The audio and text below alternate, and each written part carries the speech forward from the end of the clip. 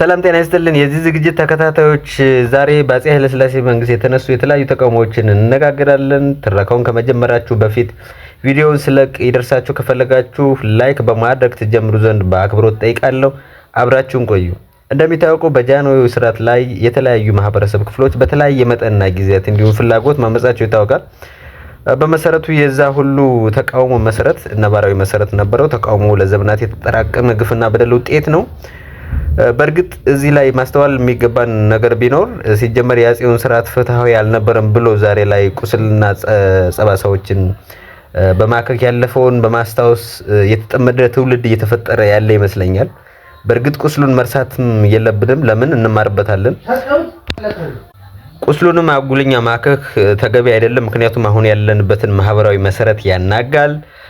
ከዚህ ባለፈ እንደ ማሳሰቢያነት ለማስጨበጥ የሚፈልገው ቁም ነገር ቢኖር ፊውዳሊዝምና ንጉሳዊ ስርዓትን በዲሞክራሲ መነጽር ለመቃኘት መሞከር እጅግ ከፍተኛ የሆነ አደጋ ይህ ዘላለማዊ ረፍትን ይነሳል። ሁሌ በቀለኛ ቂመኛ እንዲሁም ጸባጫሪ እንድንሆን ከማድረግ ባለፈ አንዳችን በጎ ነገር የሚያመጣልን ወይም የሚያተርፍልን ነገር አይኖርም።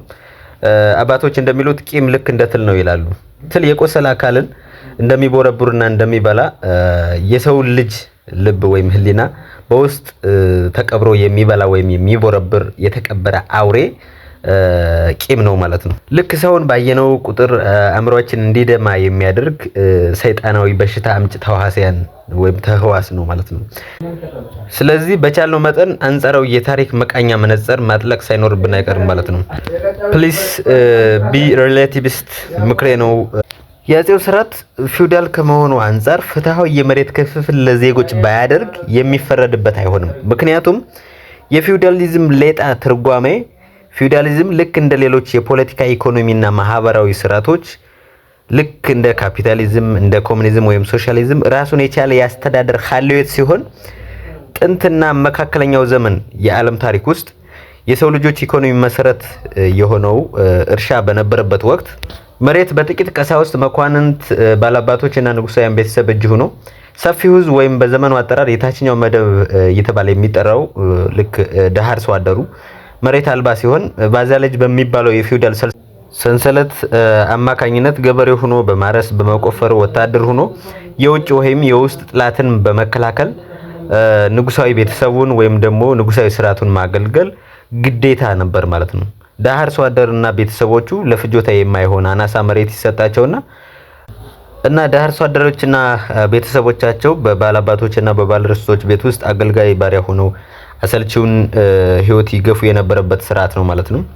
ያ ለምን ሆነ ብሎ የሚወቅስ የፖለቲካ ቡድንም ይሁን ግለሰብ ሎጂካል አንደርስታንዲንጉን ብቻ ሳይሆን ጤነኝነቱን ጭምር ጥያቄ ውስጥ ያስገባዋል ባይ ነኝ። ምክንያቱም ያለፈ ታሪክን እየኮነነ ቁስልን እያከከ ማህበረሰባዊ መቻቻልና ህብረተሰባዊ አንድነትን የሚጎዳ መርዛማ አልኮል ስለሆነ እንደሚታወቀው አልኮል የሰው ልጅ እውነተኛ ማንነት ከማጉደፍ ባለፈ በኖርማል ኮንዲሽን ሳይቀር ሰላም፣ ፍቅር፣ ወዳጅ የሆነ ወይም የነበርናቸውን ሰዎች ሳይቀር ግጭት፣ ጸብ፣ ብጥብጥ ውስጥ የሚከት ደመነፍሳዊ መርዝ ነው። ሲጀመር እኛ ሀገር ኢትዮጵያችን ምን እንደሆነ ብዙ ስልታዊ ምርምር የሚጠይቅ ቢሆንም ያለፈውን ስርዓት አብዝቶ የመኮንን አባዜ ያለ አሁን ላይ ተጋብቶ ተዋልዶ ተጋምዶ ያለውን ህብረተሰብ ለመገነጣጠል እናንተ የፊውዳል ቅሪቶች፣ ጨቋኞች በማለት አለፍ ሲልም መግደል፣ ማፈናቀል የተለመደ ተግባር ሆኗል።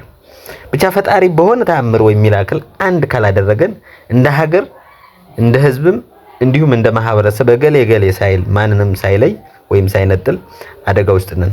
ለካ በህብረተሰባዊ ስሜት የውጭ ጥላትን መፋለም መታደል ነው። ወገን አድዋን እናስባት። የአባቶቻችን አጥንት ሾህ ሆኖ እንዳይወጋን ለወዳለ ጥላቱ አንድ እንሁን። ሲጀመር ባለፉት ስርዓት ከሌ ብሔር ከሌን ጨቁረን የሚለው እሳቤ ውሃ የማያነሳና መሰረተ ቢስ ነው። ይህን ስል የነበረውን እና ታሪክ ያስተናገዳቸውን ጭቆናዎች መካድ አይደለም። የጭቆና አክተሮችን ለመለየት ፈልጌ ነው። ጭቆና በብሔር አይደለም።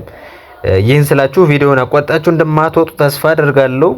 ታገሱኝና የገባብንን የዘመናት ወረርሽኝ ማስታገሻ ልስጣችሁ። ጭቆና ነበር ወይ? አዎ ነበረ። ምንም ጥያቄ የለውም። ይሄ የሚያጠራጥርና የሚያከራክር ጉዳይ አይደለም። ነገር ግን የሆኑ ግለሰቦች ወይም ደግሞ በድሮ አጠራር መደቦች የተለያዩ ትርክት በመፍጠር ሰፊውን ህዝብ ጨቁነዋል። የትግሬው ባላባት የተንቤኑ ገበሬ ወይም አርሶ አደር በገባር ስርዓት መዝብሯል። ጉልበቱን ህይወቱን ያላግባብ ተጠቅሟል። አማራ ውስጥ ገዢው መደብ አማራ የሆነ ንጉሳዊ ቤተሰብ አማራ የሆነው እንደሆነ አርሶ አደር ጨቁኗል።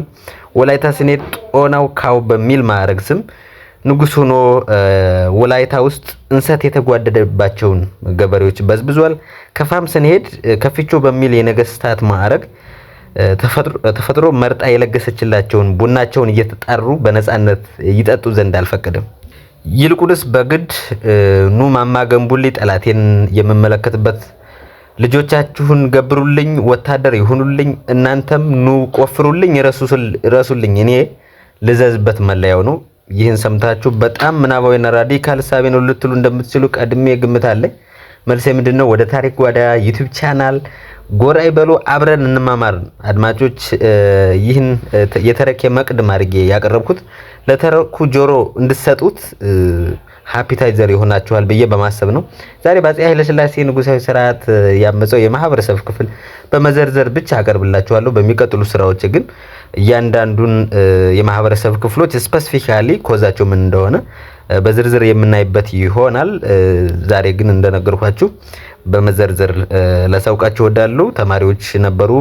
ተማሪዎች በሰሜን አሜሪካ በሀገራችን ኢትዮጵያ አዲስ አበባ ዩኒቨርሲቲ ዛሬ 6 ኪሎ ሜን ካምፓስ የሚባለው እንዲሁም ደግሞ በአውሮፓ ነበሩ። ዩኒቨርሲቲ ስቱደንትስ ዩኒየን ኦፍ አዲስ አበባ፣ ዩኒቨርሲቲ ስቱደንትስ ዩኒየን ኦፍ ኖርዘርን አሜሪካ፣ ዩኒቨርሲቲ ስቱደንትስ ዩኒየን ኦፍ ኢሮፕ ነበሩ። በሁለተኛ ደረጃ መምህራንም እንዲሁ የአብዮቱ አካል ነበሩ።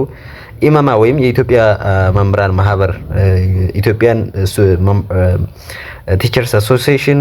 በሶስተኛ ደረጃ ወታደሩ ነበር። ወታደሩ ያው እንደሚታወቀው የመጀመሪያዎቹ አብዮቱን የተቀላቀሉት የነገሌ ቦረና አራተኛ ክፍለ ጦር አራተኛ ብርጌድ ነበረ። ሌላ በመቀጠል ደግሞ የአስመራ ሁለተኛ ክፍለ ጦርም ደግሞ የነገሌን ክፍለ ጦር ተከትሎ አመጹን አሰምቷል። በአፄው ስርዓት ላይ ቡታ ያሰማበት ነበር ማለት ነው። ተራ በተራ ሲቀጥል ያው መሰረታዊና ያው የገበሬው ጥያቄ ነበር። የጎጃም ፔዛንት ሬቨሌን፣ ባሌ፣ ጊዶ፣ የጁ ወያኔ ፔዛንት ሬቨሌን እነዚህን የመሳሰሉት የገበሬዎች አመጽ በተለያዩ የኢትዮጵያ ኮርነር ነበር ማለት ነው። ሌላው የታክሲ ሾፌሮች ይታወቃል። ያው በነዳጅ ዋጋ መጨመርና በተለያዩ ምክንያቶች የታክሲ ሾፌሮችም እንዲሁ አመጹን የተቀላቀሉበትና አብዮተኞች የሆኑበት አጋጣሚ ነበር። ሌላኛው ደግሞ ሰራተኛው ኮንፌዴሬሽን ኦፍ ኢትዮጵያ ሌበር ዩኒየን በሚል የፖለቲካ ማዕቀፍ ውስጥ ለአብዮቱ የራሳቸውን አስተዋጽኦ አድርገዋል። በዛሬ ቪዲዮ ይህን ይመስል ነበር። ዛሬ ላይ እንግዲህ ስለ ፖለቲካ ኢኮኖሚ ሀልዮት ያስረዳን ነው ልትሉ ትችላላችሁ፣ ወይንም ደግሞ ስለ አፄ ኃይለ ሥላሴ ስርዓት እና ተቃውሞ ያነሱ የማህበረሰብ ክፍሎች ልትሉ ትችላላችሁ። ብቻ እኔ ማስረዳት የፈለኩትን ነገር በዚህ መልኩ አያይዤ አቅርቤላችኋለሁ ማለት ነው። ያው ከፊውዳል ስርዓት ልክ እንደ ፖለቲካ ኢኮኖሚ ስርዓት እንደመሆኑ መጠን ስለ ፊውዳሊዝም የሆነ ማብራሪያ መስጠት ይጠበቅብናል። ከዚያ ጋር ተያይዞ የመሬት ጥያቄ ምናምን የሚሉት አብሮ ፊውዳሊዝም ጋር ታከው የሚመጡ ጥያቄዎች ናቸው። የዛሬው ቪዲዮ ይህን ይመስል ነበር። ቀጣይ ስንገናኝ ቸርን ሰንብት።